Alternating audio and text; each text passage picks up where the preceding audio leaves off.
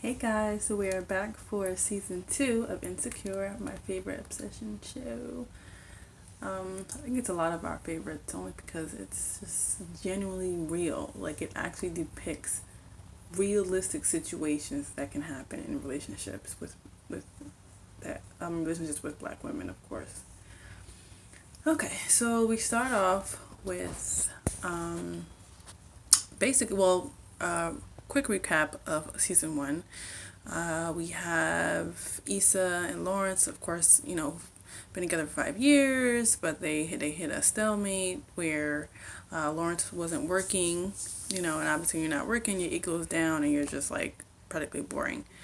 Issa was having problems at her job because she wasn't moving up, and of course that causes emotional issues, and we know how women act when they're going through their emotions. So by and by, Issa ended up cheating on Lawrence with an old flame or old crush of high school per se. Lawrence ends up getting his ego boosted by this bank, we'll call her bank whore, who sees him from time to time and kind of says like, "Oh, you're talented, you're smart, da da da da da." So he starts going on interviews and he lands this job.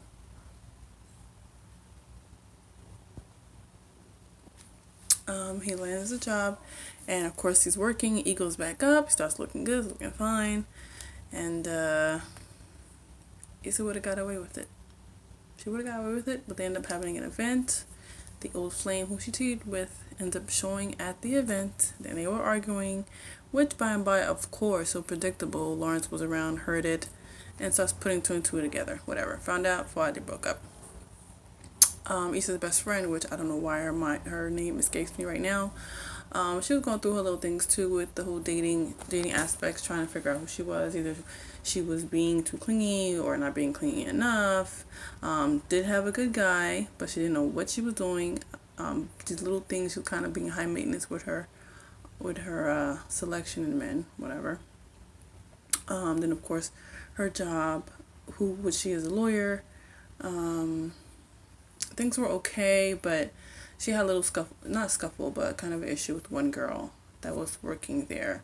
But anyway, that girl ended up getting moved up or fired or whatever. But anyway, then the friend decides to go to therapy.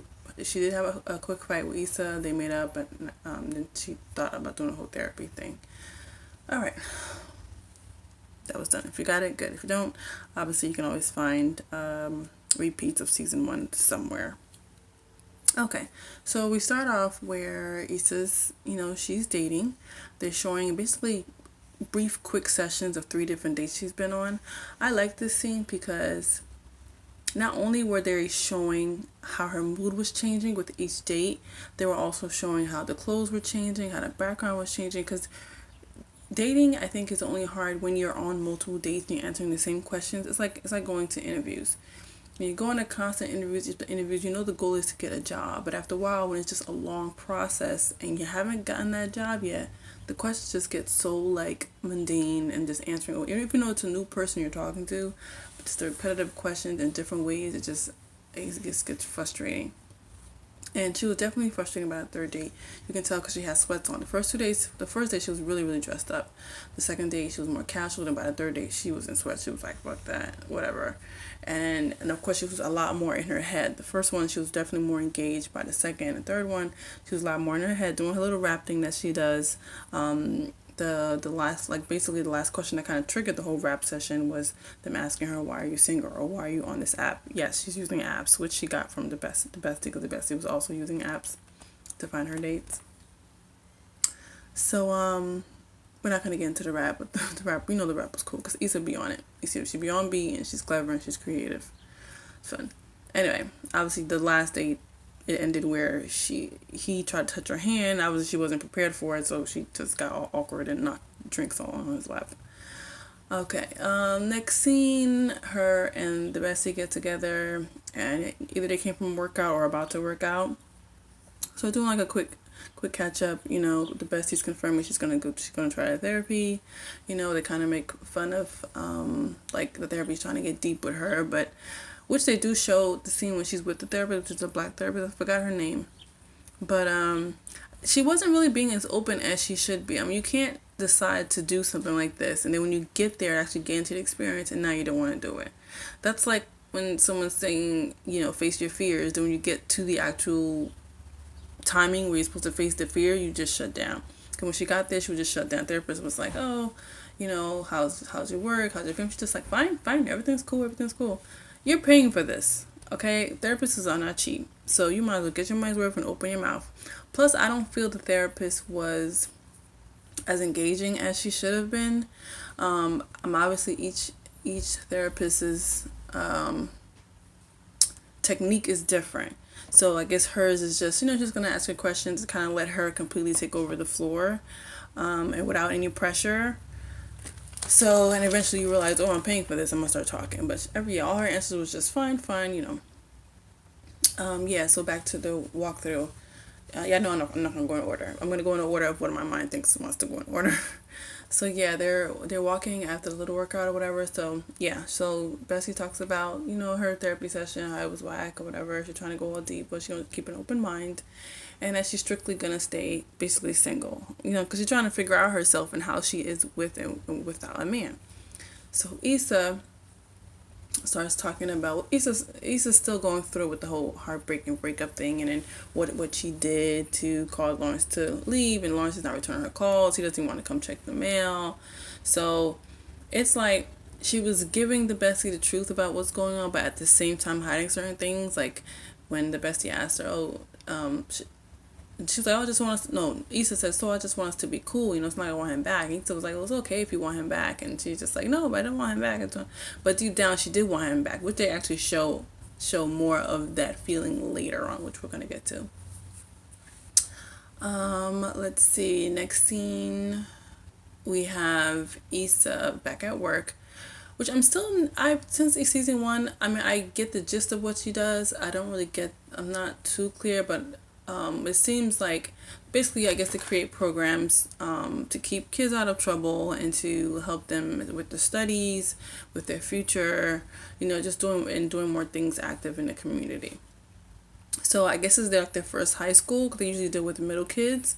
So they're at this high school. They're in the room, trying to get the kids' attention. Of course, they're teenagers, so they're in their own little, cliques and in their own world. They don't even know that they're standing there. So they're both trying to say, and does anyone feel like they need any help with anything or whatever? They're just getting ignored. So bell rings, the kids leave. And then they start talking to the professor. They're like, oh, it would be really cool if you help us try to get, these kids' attention. And of course, the professor, she already looked at Swamp, because even when Issa and her partner were talking, the teacher was just completely flustered in this book. So coming to find out, the teacher is an art teacher, but the class is geometry. So I guess they told her to teach geometry, which I'm sure as a teacher is already annoying, because your expertise is in one subject, but the school is forcing you to do another subject. So obviously that explains her whole frustration, if that's a word. So they end up leaving. They go back to their superiors at the company, and the boss is just like, this is probably not working. We can start.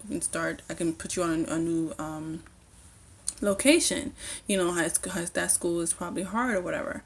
And Issa's like, no, I think we should just push a little bit more. I think we can get through, and we just gotta try a different way. We don't want to give up already. So she's like, you know what? Yeah. And the boss is like, I'll give you a new location. So when the meeting is over, Issa pulls the boss to the side and says, just give me a chance. We just need a little bit more time. I don't want to, what do we do if we always give up? You say don't give up. So the boss is like, all right, but if you, can't complete it by such time, then you're going to have to move on, because it happens. Okay, so, let's see.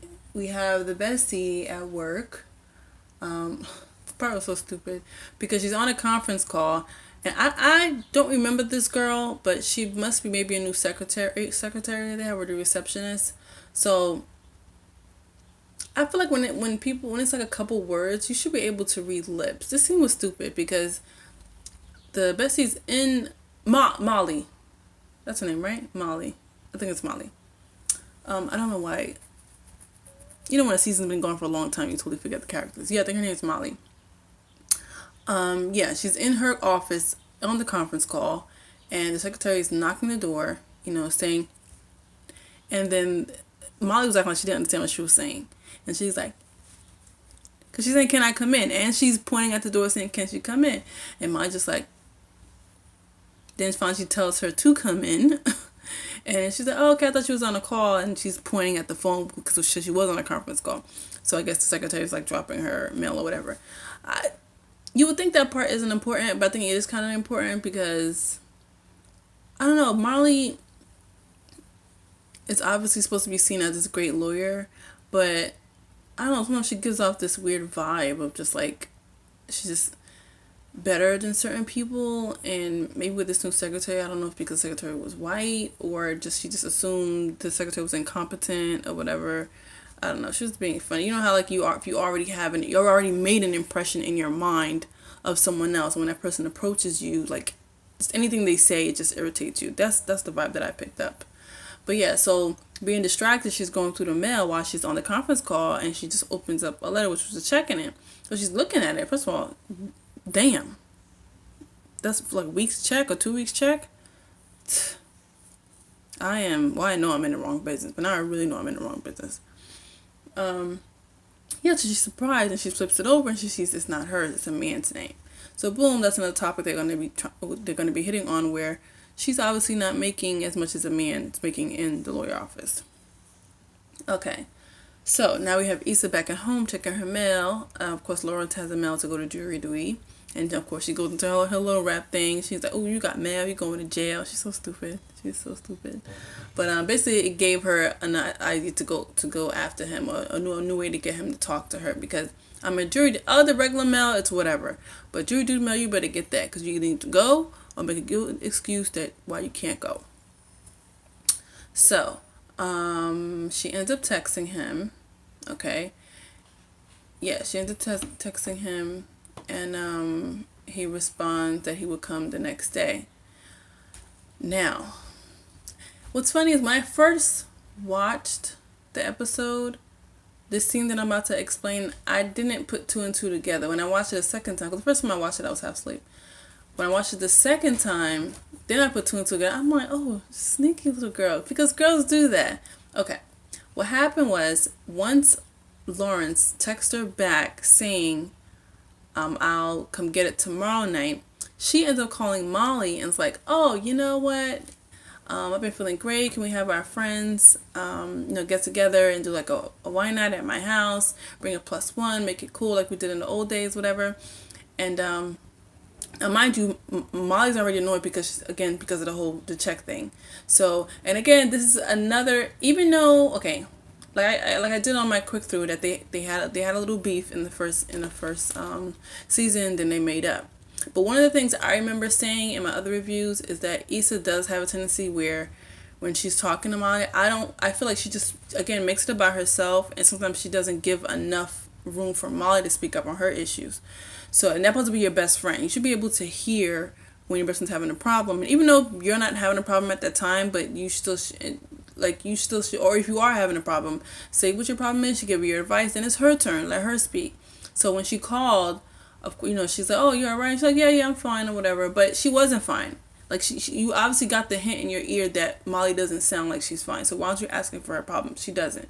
So she just continues on topic of having this little get together. Okay, so mind you, Molly's like, you can see it in her face, she's really annoyed or whatever. She wanted to just leave. And I guess she's supposed to be planning a vacation later. So Molly agrees to do the get together. But which the whole time it was a sinister plan by Issa. She even said, can we do it? How about tomorrow night? Mind you, tomorrow night, the same night Lawrence would come. I don't know why I didn't pick that up the first time. I think because I was half asleep. Because I didn't get to watch it Sunday night, so I had to, find the episode next morning. It was really, really early, so I was like half asleep for half of the episode. Not because it was boring, just because I was like still waking up. It was super, super early when I turned it on. Super early.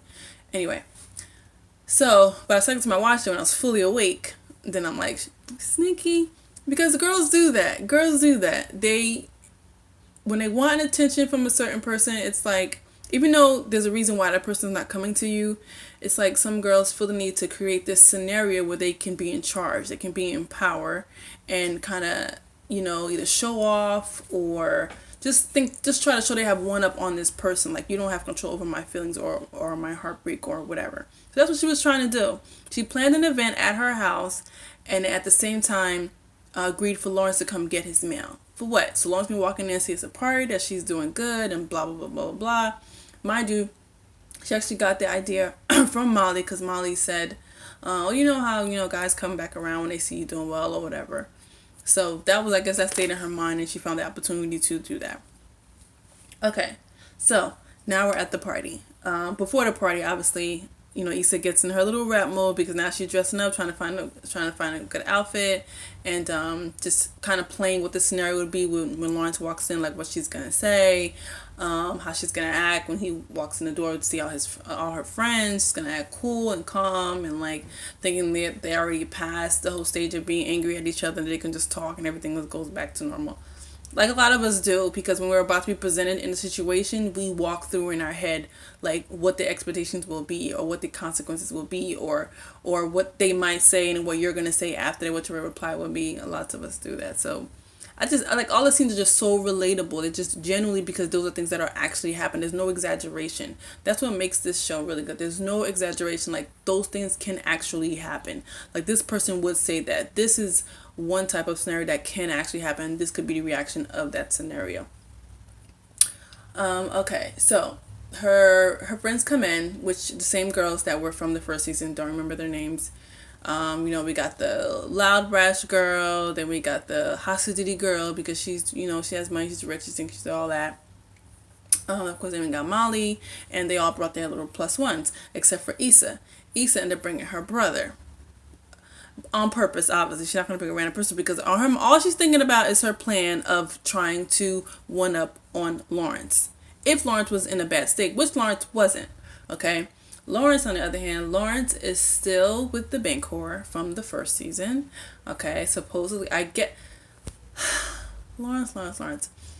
So, yeah, they showed him having their little session in the morning, and then, she said, oh, do you want to hang out on Thursday? And he was like, no, I'll be busy, whatever, but, we're going to do Friday after work. She's like, cool, whatever. So she's like, well, maybe I'll be here. Like, me, you gonna be there. And then I just said it before he said it, and he ended up saying, you gonna be here. I'm like, she sure will. She sure will, Bancor. Anyway, so, yeah, he ends up going back to, he's still living with his best friend. The best friend, in the first season, I didn't like him, because I just felt like, it's like he was being supportive, but at the same time, like, I guess he was just looking at Lawrence's situation, looking at Lawrence like, oh, you're just like being a baby, a crybaby, but like, he wasn't even listening half of the time when, Lawrence needed someone to talk to, whatever. But I guess they brought him back, so he obviously did something right. So they show Lawrence go back to his apartment. It's so stupid, because the best friend is watching something, and I guess he's enjoying it. First of all, okay, Regina, whatever show the best friend was watching on his television, Regina Hall was in it. And I just wondered, like, okay, is this an actual movie that's coming out, or that is out, Regina Hall's in? Or is it just a made-up scene of a show to put in the television to act like the best friend is watching that? So I'm like, okay, Regina is busy this year. She's busy. I actually just came from watching Girls Trip. So funny. So funny. Me and my girls definitely enjoyed it. I'm sure a lot of people enjoyed it. Like, you just heard screams and laughter throughout the whole theater. It was so funny. Everyone played their role very well, especially Tiffany. Tiffany carried that movie. She was so, even when there was this really serious part, she was able to plug in a humorous comment or a reaction, and it was just so good. All right, back to Insecure. So, Lawrence, he was blowing up his airbed while the best friend is trying to watch a show. And of course, when you're blowing up an airbed, it's super loud. So it was just so rude. Like, why would you do that? You see him watching something, or at least say, excuse me, I'm about to blow this airbed right now, or wait after. So whatever. So I'm assuming he still doesn't have an apartment, which she was telling the best friend, because the best friend was looking at him like, dude, like, you're making this noise while I'm trying to watch my show. So he was like, oh, well, I look for some apartments or whatever. And the best was like, oh, did you find anything? He was like, no, but I will, just give me a couple of weeks. But it goes like that. Like, you go through this little thing of relationship, or whatever the situation is, you move in with your best friend, you're basically this third, fourth wheel in the house. Like, you can't stay there forever. No matter how cool you are with the dude. In fact, the dude is in a relationship. I think he's married. Is he supposed to be married? I can't remember. I think he's married. But regardless, there's another female in the house. Like, you have to respect their relationship. Now that you're single, he's in a relationship, you can't just, okay, yeah, he's helping you out for a while, but it can't be forever. Like, as soon as you get the money, you should be out. You should want to be on your own. if anything, I wonder if he's fearful of living on his own because, hello, he's with Issa for like 5 years and they were living together this whole time. He didn't have a job for a whole time. Now he's basically on his own. Like, he got his little he's got his little confidence back, whatever. But you having the dependency of living with someone and never not living on your own, even though he knows how to pay bills and stuff, but the fact of actually going on his own, it's like the same. If you think about it, it's kind of the same thing what Issa's going through with the whole dating thing, because you've been comfortable and having stability with someone, and now you got to start all over. It gets tiring and frustrating. So I kind of relate that to what Lawrence is going through. He's been living with someone, and now he has to start all over and look for another apartment. So he's probably doing it on delay. So then the best friend's like, after he pulls up the bed, Lawrence starts going to bed, and the best friend's like, oh, you going to bed already? And Lawrence is like, yeah, I'm tired. And he's like, yeah, you probably are tired. You with the other girl the whole weekend or whatever. He was like, you got it good. You're doing it good. You just go to her house on Friday, stay there till Sunday, and then you get out by Monday. You got this thing down packed. Basically, got what down pack? The game. Because it's all a game. It's all, especially when you're just breaking up with somebody or you're single, it's all a game. Like, you don't just take this seriously either. So with him, Lawrence is something else. We're about to get to the ending. Because the ending, if you see a little face in the background, it's my child. Anyway, so so he's like, oh, what are you talking about? I'm not looking for nothing. I'm sure she knows I'm not looking for nothing. She not looking for, we're just having fun. We just cool. And he was like, there's no pressure. So the best friend made a good statement. He said, yeah, pressure breaks pipes. And which is a good statement, because he also said, oh, you don't even take her out or whatever. And that's the problem. That's a problem based on both ends. One, that Lawrence just hooked up with her, knowing that this girl is because she was flirting with him so much in season 1, giving him the impression that she was into him. But at the same time, you're not really establishing what type of relationship you're trying to have with this person. Are you trying to be bunk buddies, or are you trying to go out? And they end up just being bunk buddies. Obviously, he's just coming out of a relationship, and of course, she knows that. But at the same time, I'm sure she's also in the back of her mind, she's thinking she will be the next Issa in his life. Okay, because she has a job and she supports him and she's so into him, blah, blah, blah. But he's just coming out of a long relationship. It would not be a relationship again after that. Or even if it starts off, it wouldn't end well, because he's still in this rebound stage. And she's taking advantage of it. So she probably already has this hope in her mind that it's going to end a certain way, or it's going to lead a certain thing. And he's not thinking that. He's thinking it's cool. I'm going to get in and get out, and I'm good and just do my thing. Okay. Plus, he's still getting over Issa also. Like, he's still shocked about the whole cheating situation and being with this girl for so long. And then she was supporting him. Then he finally got up on his feet, but it was too late. It was too late. So, now the night, the tomorrow night comes. Okay. The night that Lawrence was supposed to come get the mail. Instead, he actually ends up going on a date with the Bancor. They went to go to some sushi place or whatever. So they're eating, and she's talking to him like, oh, how's the apartment thing going? I can't stand her. Like, what you do. Basically, I don't want to say she stole him. She didn't, because Issa had already cheated, so they ended up breaking up. He was still trying, but she was in the background, kind of in his ear. Now, I don't want to say in his ear, but the fact that she's kind of swooped in during a time where he was having problems with Issa. Not cheating though yet. They were just having like I said, the relationship was at a stalemate. So, and him not having a job at that time, and she was trying to push him, but at the same time she was kind of tired and over it, and she was having her own problems at work or whatever. So, and I'm sure other factors was in there too. Like, it doesn't look like they were going out. They're probably in the house all day. And when she come home, he's sitting there watching TV.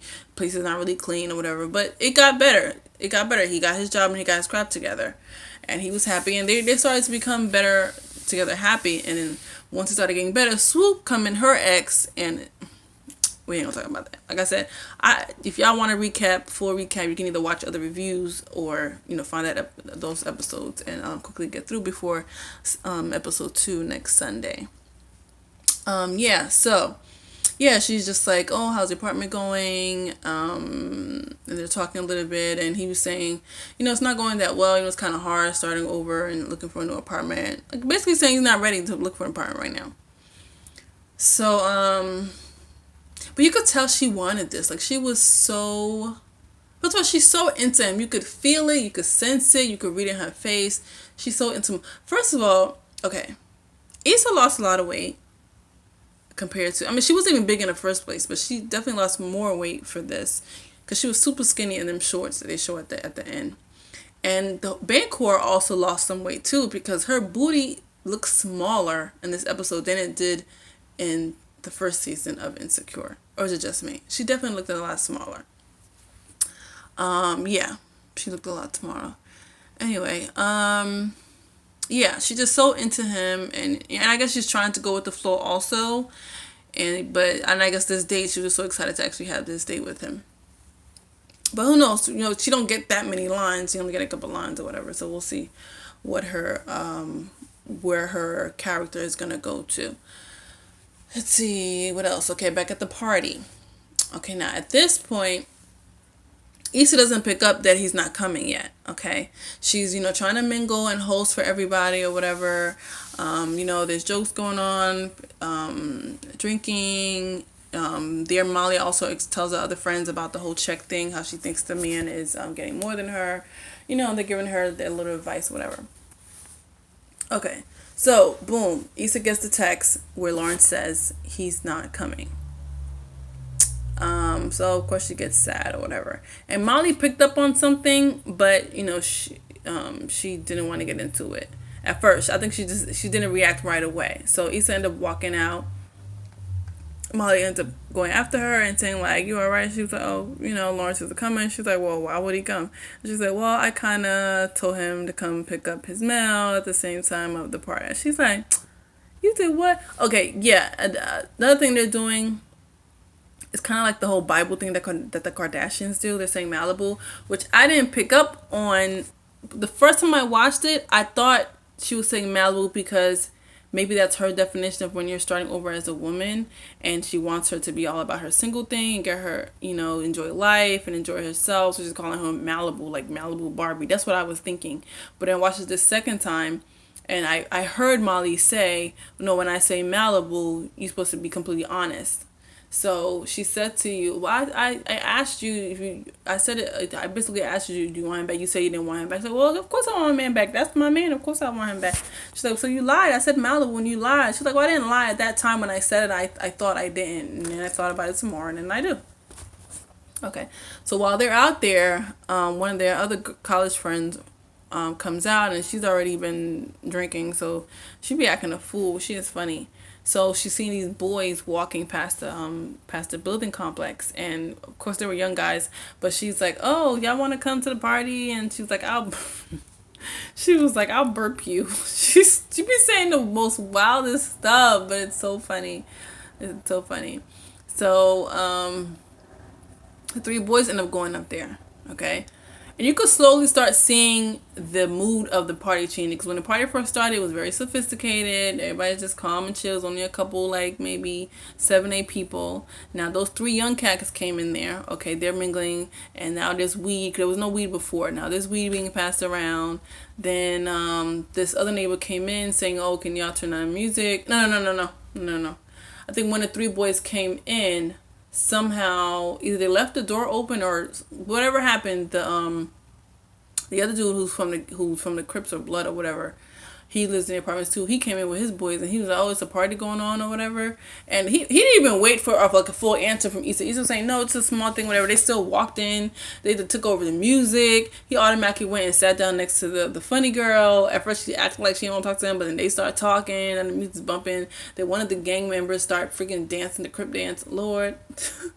That scene was funny because when he was dancing, Issa's like, "Is this choreography? Was this choreographed?" I was like, "What the hell? This is their dance for their gang. Like, that's what they're doing." So that's when this neighbor comes in and she's like, "Oh, can I turn the music down? I have kids." And the main guy for the gang, he was like, "I have kids. Turn it up." It was so stupid. She ended up walking out. Somehow, some way, a fire starts within the garbage can. Who knows where the fire came from? I didn't even see nobody. They must have been doing something in the kitchen that the camera did not zoom in. And you'll see who your friends are when something real serious happens. Because the fire breaks out and everybody runs. Even the college girlfriends that they supposed to be a clique, a crew, they ran out. The only people that stayed back was Molly and Issa's brother. And then they blew out the fire, and that was it. Which was probably karma too, because she only set up the event to try to get Lawrence, or which Lawrence didn't come anyway. So, you know, what's the phrase? The justice doesn't satisfy the means, or the means doesn't satisfy the something. Y'all know that phrase. Okay, let me wrap this up because I'm already at 30 minutes. But it's the first episode. You're usually going to get more into it. And then by my other reviews, obviously they're going to be shorter. Yeah, so let's see. I want to make sure I got everything before I get to the end part. Yeah. So the next day, you know, she's still cleaning up from the party. She has one little short shorts, wearing no booty self, but she's still a beautiful, beautiful, all-natural woman. She's cleaning up, and the bell rings. And I don't know, I'm trying to think, who did I think it was? I don't know who I thought it was before they actually showed who it was. It was Lawrence. And it's like, that part is so believable, because isn't that how it happens? Like, you have a plan where you are completely in control of how the outcome's going to go. You think you're in control of how the outcome is going to go, how you want it to go from beginning to end, which was the party. She figured she has the environment, she has the means, she's going to save face and everything. And because he'll come in, people know him, it'll force him to talk and all that. Right? But then when that falls through, your mindset is completely off of that. You're just like, reset, start over, whatever. I'm not going to think about this right now. So she's completely in a vulnerable mode right now, because the next day she's in her little skibbies and she's cleaning up. Boom, rings the bell. Who is it? Lawrence. It's like, you would be the one to show up. You would show up the next day, where now you're in control, because I was in control yesterday. Now this is a new day. First of all, you told me you was not even coming, and then the next day, boom, you want to pop up. And guys, do that, because one minute you think you're in control as a woman, and then when that plan doesn't fall through, you're like, whatever, it's not going to happen. And then out the blue, randomly, the guy shows up, and they do that. I feel like they do that on purpose. They already, when you think you plan ahead. First of all, we all know women are more mature than men. We're smarter and all that. But of course, there's areas why men are alive, because we can get emotional in our emotional states, and men, they have their emotions, obviously, because there's sensitive guys out there. But then they're the ones that just kind of, I want to say, they pick up what we drop, if that makes any sense. So it's just so typical for that situation to happen. So typical. So he ends up showing up. You know, she opens the door. I don't know why she didn't go put some pants on. She opens the door. I mean, she was shocked, I guess. She was shocked. At first, she wasn't going to open the door, but he kept ringing the bell. She opens the door, and he says, oh, I'm here for my mail. So, okay, she go gets the mail. Now, this should have been a point for him to leave. If he didn't have a plan, if he wasn't being sneaky, he should have left, okay? But he didn't.